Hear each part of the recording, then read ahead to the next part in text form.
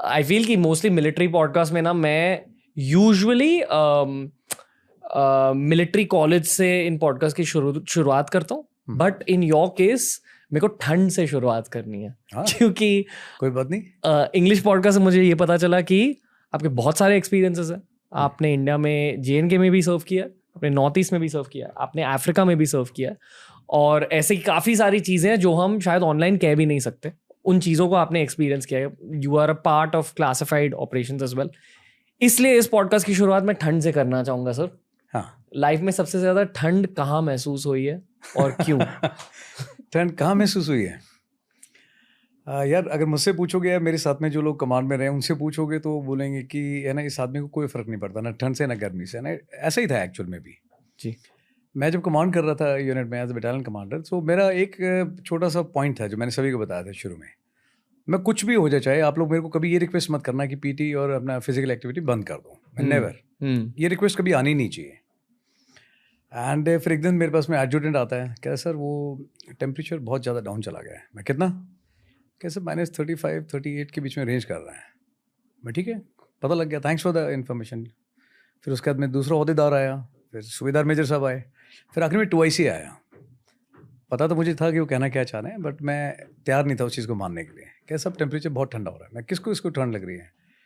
बोलो सभी को, सब यूनिट में सब ट्रुप्स वगैरह सब बोल रहे हैं बहुत ठंडा है। मैं फिर आई होप आप लोग ये नहीं कहना चाह रहे कि PT कैंसिल कर दें। बोला पॉइंट तो यही है साहब। ओके गुड, कितनी देर करते हो PT? बोला 8 से 9। मैं 2 घंटे कर दो, 8 से 10। मैं इतने में गर्म हो जाएगी बॉडी? तो बोला यार ये आदमी तो उल्टा ही ले रहा है। डेजर्ट की साहब थोड़ा ठंडा ज़्यादा है। मैं 3.5 घंटे 3 घंटे जितना चाहिए उतना कर देते हैं। तो बोला भाई इसको समझ में नहीं आ रही। देन फिर मैंने क्या किया, टेम्परेचर बहुत ज़्यादा ठंडा था, पास में से इंडस रिवर निकलती थी, बट इतना ठंडा था मैं सबको नदी के पास में लेके गया। मैं तुम लोगों को स्पा में लेके चलता हूँ। स्पा में कहाँ पे? मैं नेचुरल स्पा है, होली डिप करते हैं, मज़ा आएगा। वहाँ जाके पहले शर्ट उतारी, उसके बाद में वेस्ट उतारी, और उसके बाद में जब लोगों को होली डिप दी उसके अंदर, तो उसके बाद में जो चीखें आई और जो मतलब निकले हैं ना उनके मुंह से शब्द, I can't even tell you. दिल खोल के मतलब भावनाएं बाहर आई। मतलब उसमें गाली गलौज से मस्ती लेके सब कुछ था। मैं सेम टू यू, जो तुम मुझे बोलोगे सेम टू यू। एक गया दूसरा गया, बट उसके बाद में माहौल ऐसा बनता गया। उसके बाद में मेस पार्टी के बंदे थे, वो भी आगे दौड़ गए, सब मैं भी आ जाऊँ तो आ जाओ, मोर द मेरियर। एक एक करके सबने ठंडे पानी के अंदर डिप लगाई, एंड उसके बाद में देर आफ्टर कभी शिकायत नहीं आई कि सब ठंडा हो रहा है। मैं जिसको ठंड लग रही है मुझे बता देना, शर्तिया इलाज है मेरे पास में। वो आखिरी दिन था यार, उसके बाद में ना कभी किसी ने मुझे नहीं कहा। बट एक हमने बटालियन फोटोग्राफ भी शूट किया था -38 डिग्री टेम्परेचर के अंदर।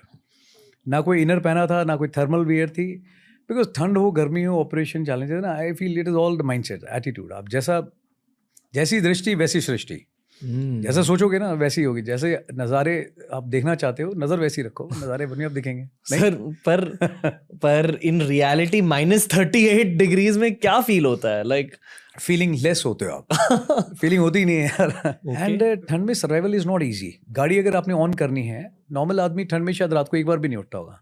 वहाँ पे एक जवान को MT में मैंने चेक किया, मैं कैसे करते हो आप लोग, गाड़ी कितनी बार ऑन करते हो? तो रात को 5 से 6 बार गाड़ी ऑन करनी पड़ती है।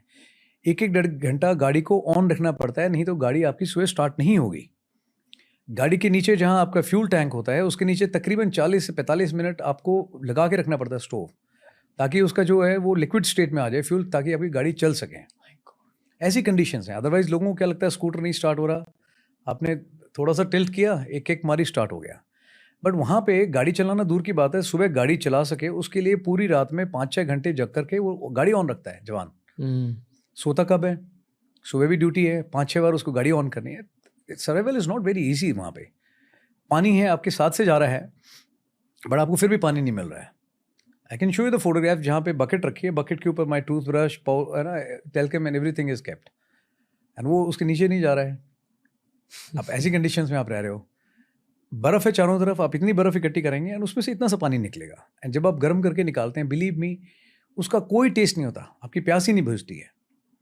सो ठंड में चैलेंजेस बहुत हैं, बट मैं तभी तो बोलता हूँ इंडियन आर्मी जो है वो अपने आप में एक ब्रांड है, और ज़बरदस्त ब्रांड है। यू नो, आप मेरे को कहीं पे भी दिखाइए, मैंने अपने अपोजिट देखें काउंटर पेयर्स, अगर चाइना की बात करें, उनके ट्रुप्स हैं, उनके पास में हथियार ज़रूर होंगे, बहुत अच्छे अच्छे वेपन होगा, टेक्नोलॉजी होगी, बट एक हिंदुस्तानी जवान और एक दूसरा चाइनीज़ जवान, देयर इज़ नो कंपैरिजन। गुड़ और चने खा करके भी हमारे जवान लड़ते हैं, दे नेवर कंप्लेन। उनका जवान नहीं लड़ सकता। मैंने उनको देखा है, जिस तरह की गाड़ी में आते हैं वो बर्फ़ में, जिस तरह के कपड़े पहनते हैं, इक्विपमेंट पहनते हैं, आप उसको ठंड में खड़ा करके देखो 2 मिनट में। यहाँ पे एक सरकारी इशू वाला जो कोट मिलता है उसके अंदर बहुत खुश है जवान, ठीक है, और पूरी हिम्मत से बिल्कुल मुस्तैदी से अपनी ड्यूटी करता है। उसी माहौल में मैं किसी दूसरी कंट्री का अगर खड़ा कर दूँ, हिल जाएगा, नहीं कर पाएगा। ये हिंदुस्तानी फौजी है जो कर लेता है, खुश रहता है उसके बावजूद भी। जब भी पूछो तो बड़ी चार्जअप रहता है और हमेशा बोलता है मेरा देश, मेरी फौज, नाम नमक निशान, ये 3 वर्ड हैं छोटे से, इसके लिए कर जाते हैं लोग। तो ठंड वंड मायने नहीं रखती, खुश होकर जाते हैं लोग। आपका दिमाग कैसे बदलता है ऐसे एक्सपीरियंस के बाद? आप कैसे बदलते हो एज अ मैन? यार हमेशा पॉजिटिव सेंस में बदलते देखा है मैंने। जब आप देखते हो ना चैलेंजेस और लोगों को देखते हो उसमें भी खुश है ना। जैसे फॉर एग्जांपल ऐसा भी सिचुएशन है जहाँ पे आप गए, आपके पास खाना कम है। उदाहरण के तौर पे अगर मैं तो मान लीजिए 4 लोग हैं, 4 लोग हैं और 1 रोटी का टुकड़ा है सिर्फ आपके पास में। भूख तो सभी को बराबर लगी हुई है, थके भी उतने ही हुए, आपने उतना ही किया। बट उम्र के लिहाज के हिसाब से हमेशा ये देखते हैं, फौज की सिखलाई ये कहती है कि अगर वो सबसे छोटा है, 4 टुकड़े करोगे तो सबसे बड़ा टुकड़ा उसके पास जाना चाहिए जो सबसे जूनियर है, और पहले उसके पास जाना चाहिए। अगर ज़्यादा किसी को ज़रूरत है तो सीनियर आदमी ये भी बोलेगा कि भाई मुझे भूख नहीं है, मैं खा करके आया हूँ, बिल्कुल भी भूख नहीं लगी, 2 इससे दिए जाएँ बट जूनियर को दिए जाएँ। हमेशा पॉजिटिव सेंस में ही देखा है मैंने। किसी एक को गोली लगती है ना तो वो जो फीलिंग आती है वेंजेंस की कि भैया छोड़ेंगे नहीं, किसी एक को लगती है, तकलीफ दूसरे को होती है। नहीं तो मैंने बहुत मेरे एक्सपीरियंस रहे हैं जहाँ मैंने सिविल में देखा है आदमी को एक्सीडेंट से चोट खाते हुए, दिल्ली में, अलग अलग प्लेसेस में, जहाँ 7 से गाड़ी निकाल के गए हैं लोग, लेकिन किसी ने रोक के मदद नहीं करी। मैं रात को वहाँ पर रुका हूँ, उसको उठाया, हॉस्पिटल लेके गया हूँ। आपको जो स्टेटमेंट देने आना पड़ेगा, मैं भाई जहाँ बुलाना है उधर बुलाना है ना, फिलहाल इसको ट्रीटमेंट दो। दूसरे की तकलीफ आप महसूस करते हो ना, ये फौज सिखाती है आपको कि आदमी दूसरे के घर में कुछ अच्छा होता है तो लोग सेलिब्रेट करते हैं। किसी एक को तकलीफ होती है, 10 लोग है ना मायूस होते हैं, उस तकलीफ को शेयर करते हैं। टीआरएस क्लिप्स हिंदी के इस क्लिप देखने के लिए थैंक यू दोस्तों, लव टू यू ऑल। नीचे हमने लिंक किया है इस पूरे के पूरे पॉडकास्ट को, यानी पूरे एपिसोड को। उसके नीचे हमने लिंक किया एक ऐसी प्लेलिस्ट को जिसे देखकर आपको बहुत मजा आए।